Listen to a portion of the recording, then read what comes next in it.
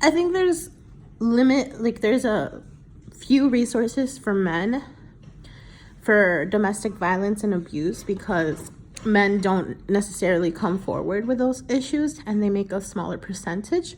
Although it is still a percentage, they do make a smaller percentage of it. So maybe that's why these centers are not in demand for them. And honestly, I don't think there should be a whole separate thing for men.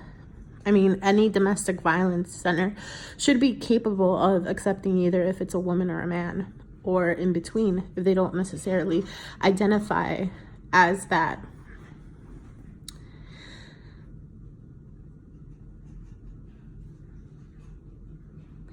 Social constructions and like the gender norms really do affect how men, like how they feel, especially since in society we tend to think that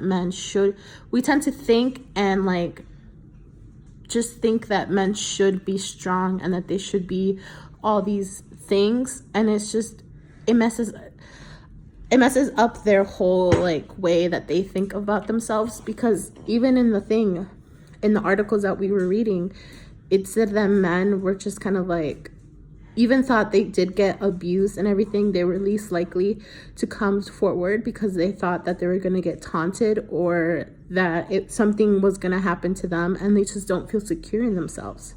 And it also hurts their self-esteem, because then they feel like they're less than a man because they're getting abused by somebody else.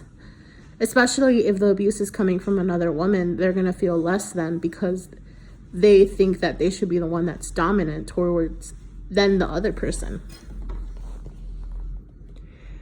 The relationship between socioeconomic status and violence, I think, has to do a lot with, for example, if somebody decides to, like, let's say you're in an abusive relationship and you get beaten on and you have to go to the hospital, or you have PTSD or anything, that really affects the social economics of your life. Like financially, that's going to affect you, because you will make less money, because you're going to completely avoid going to work, because either you have a bruised eye or you are still hurting, or if something's wrong, you'll definitely deny to go to work.